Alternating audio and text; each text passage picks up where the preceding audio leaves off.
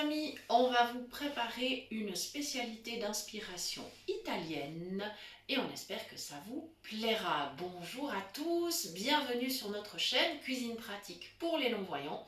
Pour une nouvelle recette, on va cuisiner aujourd'hui un gâteau de riz aux courgettes. C'est une version salée. Voilà, parce que la courgette, comme vous le savez, peut se prêter aux préparations sucrées également. Là, on est dans quelque chose de salé.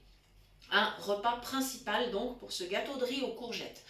Alors, j'ignore si les Italiens cuisinent des gâteaux de riz. Je sais que c'est les champions du risotto, ça on ne peut pas le nier, mais par contre, font-ils des gâteaux avec du riz? Eh bien, je ne sais pas. Alors, si vous avez la réponse, merci de me la donner en commentaire. Ça sera vraiment super. Moi, j'aime toujours beaucoup apprendre sur les différentes coutumes des différentes régions du monde. Voilà. Alors attention, il y a beaucoup d'ingrédients, puisqu'il y a deux étapes. Il y a d'abord la préparation du risotto et ensuite la préparation de l'appareil pour faire le gâteau. Alors beaucoup d'ingrédients. D'abord pour le riz, de l'huile d'olive, un oignon, 3 petites courgettes, une louche de riz, une cuillère à café de bouillon de légumes sans gluten, quelques baies de poivre, une cuillère à café d'ail en poudre, du concentré de tomate, environ 2 cuillères à soupe, plus du vin blanc et un petit peu de basilic si on a ça sous la main. Voilà, ça c'est la partie risotto. Ensuite, pour l'appareil qu'on va utiliser donc pour faire le gâteau, pour finaliser, il faudra 4 œufs, il faudra 2 décis et demi de crème entière, un sachet de parmesan râpé de 120 g et environ 80 g d'olives noires. Moi j'ai des olives noires, vous pouvez utiliser les vertes, il n'y a aucun problème. Alors je vous explique la toute première étape qui a été faite. Ça a été le risotto. J'ai donc fait revenir l'oignon dans de l'huile d'olive, j'ai coupé fin mes petites courgettes afin qu'elles cuisent rapidement. J'ai fait revenir tout ça dans l'huile, j'ai ajouté donc la louche de riz, vous pouvez prendre un riz à risotto. Voilà, j'ai remué un petit peu, j'ai ajouté l'eau. On ajoute 3 fois le volume de riz, c'est-à-dire l'équivalent de 3 louches d'eau. Parfois, on est obligé de rajouter. Ça, il faut vraiment surveiller le risotto. Et puis, en fait, il faut savoir que les courgettes apportent aussi pas mal d'eau. Voilà, c'est quand même un légume qui en contient beaucoup. Voilà. Et donc, après, j'ai assaisonné, c'est-à-dire la cuillère de bouillon de légumes sans gluten, quelques petites baies de poivre, le concentré de tomate, la cuillère à soupe d'ail en poudre, le basilic, plus au final la petite touche de vin blanc. Quand on arrive sur la fin de cuisson et qu'il faut rajouter un petit peu de liquide, eh bien la petite touche de vin blanc, facultative si vous n'aimez pas. Il n'y a pas de problème, il n'y a pas d'obligation non plus de mettre du vin blanc dans votre risotto, mais bon, nous on estime que c'est meilleur. Vous faites exactement comme vous voulez. Voilà, et donc on a laissé mijoter. On l'a arrêté, il est entre al dente et moelleux parce que comme il va achever sa cuisson au four, il est évident qu'on souhaite avoir un riz quand même qui tienne encore la route et qui soit pas complètement défait. Il faut qu'il soit moelleux, mais on veut pas obtenir de la purée, c'est pas du tout le cas. C'est pas par exemple quand on prépare du lait de riz, puis on laisse cuire très longtemps le riz. D'ailleurs, il est immangeable, je veux dire. Après, on garde que le liquide. Bon, ensuite, alors voilà, maintenant je vais commencer la deuxième étape avec vous. Donc, j'ai cassé mes 4 œufs dans le saladier. Je vais donner un petit coup. Voilà. Comme ceci. Évidemment, si vous aimez que votre plat soit bien salé, vous pouvez ajouter encore un peu de sel, mais moi je ne l'ai pas fait. D'abord, vous savez que je ne mets pas beaucoup de sel dans les plats, clairement, parce que c'est pas génial au niveau de la santé. Et puis, surtout, il y a eu le bouillon dans le risotto quand même. il y a le parmesan, les petites olives et ça apporte vraiment suffisamment de goût. À mon sens, c'est pas nécessaire d'ajouter plus. Maintenant, si vraiment vous aimez manger plus salé, ben, ajoutez un petit peu de sel. Voilà, selon votre goût. Voilà. Maintenant, je vais aller chercher ma brique de crème que je vais ouvrir. Alors, mon petit couteau.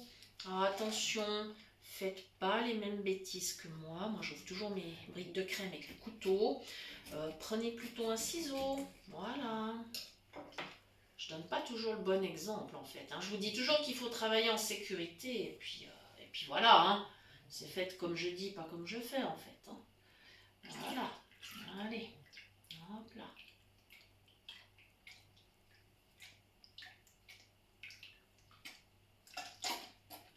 Et voilà. La brique, elle est vidée. C'est OK. Je vais juste aller la poser par là-bas. Je m'en occuperai tout à l'heure. Voilà. Parce que je veux pas aller 15 fois à la poubelle, donc je ferai ça après. Voilà. Et maintenant, hop, ça va me permettre de bien mélanger mes œufs, ma crème. Et pendant ce temps, heureusement, mon risotto est en train de refroidir. Voilà. Donc, je prépare mon appareil. Voilà. Je vais ajouter le parmesan. Voilà. Alors, le parmesan, moi j'en ai toujours d'avance à la maison parce que c'est quelque chose que j'aime bien. J'en utilise assez régulièrement. Et donc, pour bien le conserver, parce que ça ne se conserve pas bien le parmesan râpé, je le mets au congélateur, tout simplement. Et on peut le ressortir, il est quasiment tout de suite prêt à l'emploi. Là, je crois que je l'ai laissé, ça doit faire une demi-heure que je l'ai sorti. Donc voilà, ce qui fait que c'est bien pratique. Voilà, moi je le mets toujours au congélateur. Ça me facilite bien la vie. Et surtout, ça m'évite de le laisser moisir.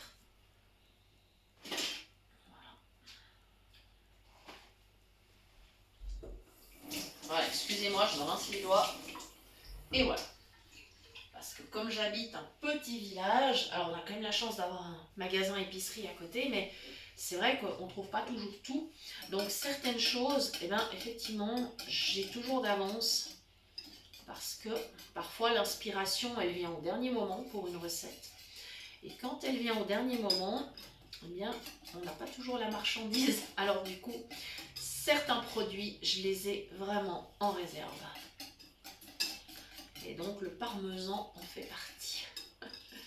Voilà, comme ceci. Bon, ça se mélange très très bien parce que vraiment, ça dégèle très très vite. Donc, aucun problème. Voilà. Et maintenant, je vais couper mes petites olives en morceaux et je vais m'asseoir parce que ça va pas être plus cher.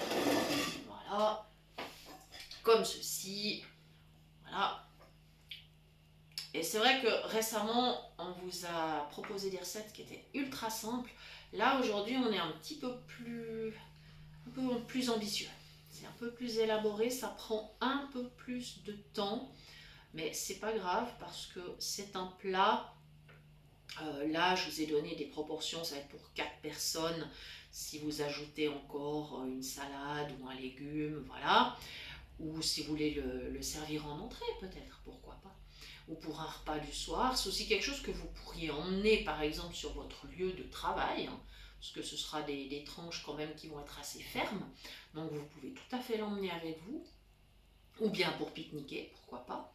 Voilà, et puis le cas échéant, bah, si vous en reste et que vous en avez un petit peu marre de manger du gâteau de riz aux courgettes, et ben, pas de souci, vous pouvez le congeler. Il n'y aura aucun problème, vous coupez vos parts, vous le filmez avec du papier, bah ouais, du film alimentaire, ou du papier sulfurisé si vous préférez, ou alors vous le mettez dans des petites boîtes plastiques, etc.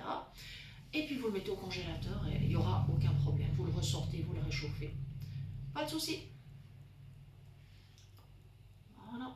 Je préfère toujours vous indiquer si ça peut bien justement se conserver, parce que souvent on se pose la question. Et puis une majorité de plats se conservent très très bien. Donc voilà.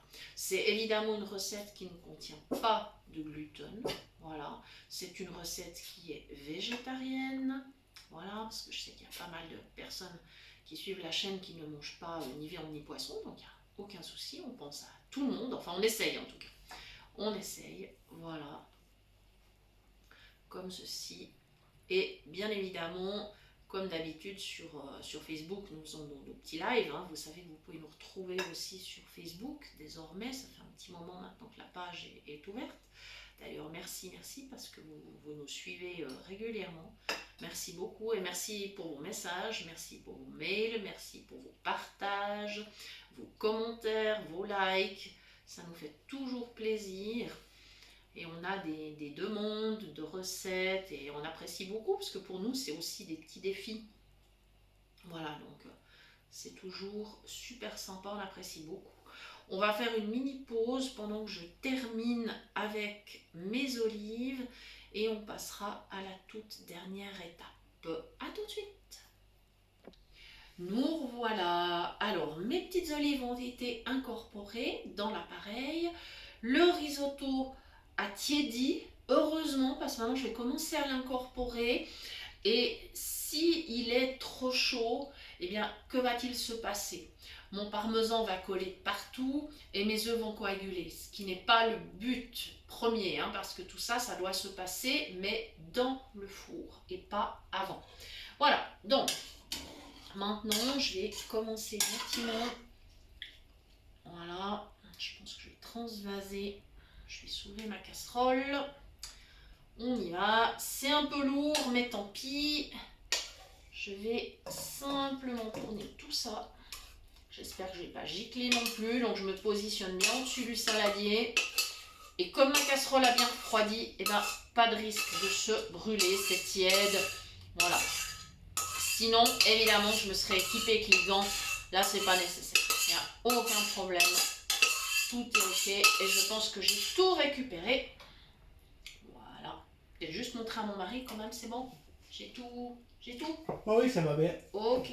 Alors, c'est parfait.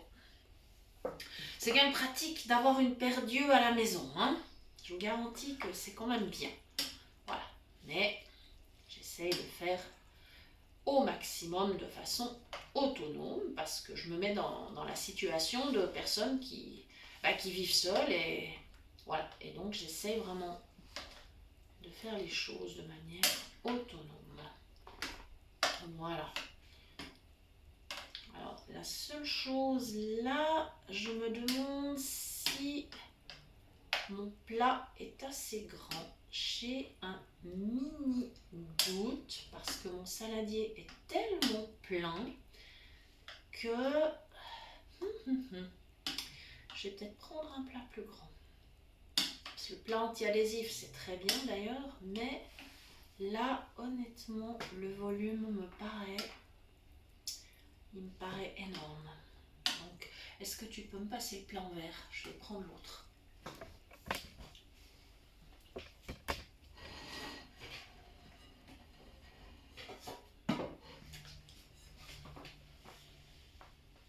Merci beaucoup. Voilà, il faudra bien ça.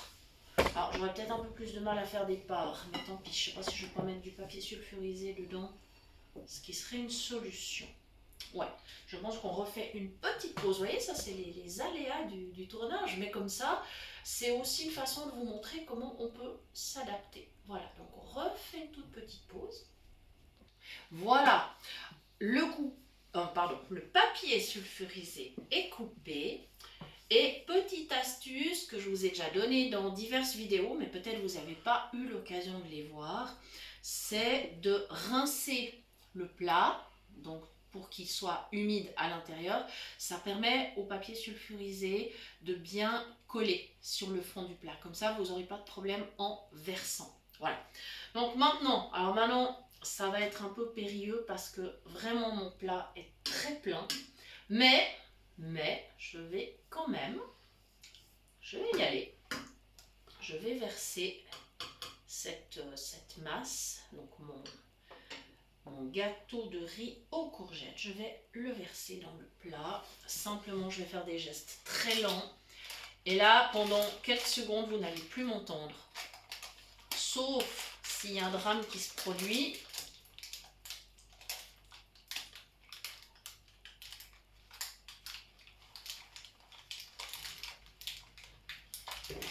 Voilà, je tourne très délicatement parce que je n'ai pas le choix. Je dois vraiment, vraiment faire les choses doucement. Alors, apparemment, ça s'est bien passé. Je vais quand même vérifier que j'en ai pas mis partout à côté. J'espère que non. Je vais passer la spatule sur le dessus pour aplanir. Le but, c'est que mon gâteau soit quand même bien plat. Voilà. Ouais, alors là, je vous garantis, il y en a bien pour 4 personnes, même peut-être pour 6. Hein. Je pense que... Ouais, il y a un bon volume. Mais c'est pas grave. Comme je vous ai expliqué tout à l'heure, ça se conserve très très bien. Voilà. Donc il va partir dans le four. Alors la cuisson à 200 degrés. Et ça va être entre 35 et 40 minutes. Il faudra vérifier qu'il soit bien pris, c'est-à-dire que l'appareil est bien coagulé. Il y a les œufs, il y a le fromage, enfin voilà, il faut que ça soit bien pris. Et de toute façon, vous sentirez le dessus, par exemple, quand vous passez le couteau, vous sentirez si c'est bien croustillant. Et à ce moment-là, vous saurez que c'est prêt. Voilà! Eh bien, nous espérons vraiment que cette recette vous a fait plaisir et je vous rappelle que vous pouvez évidemment toujours nous écrire à notre adresse mail cuisinepratique@mail.ch et que nous vous répondrons le plus rapidement possible, en général dans les 2 à 3 jours. Merci beaucoup de nous avoir suivis et à très bientôt pour de nouvelles idées cuisine.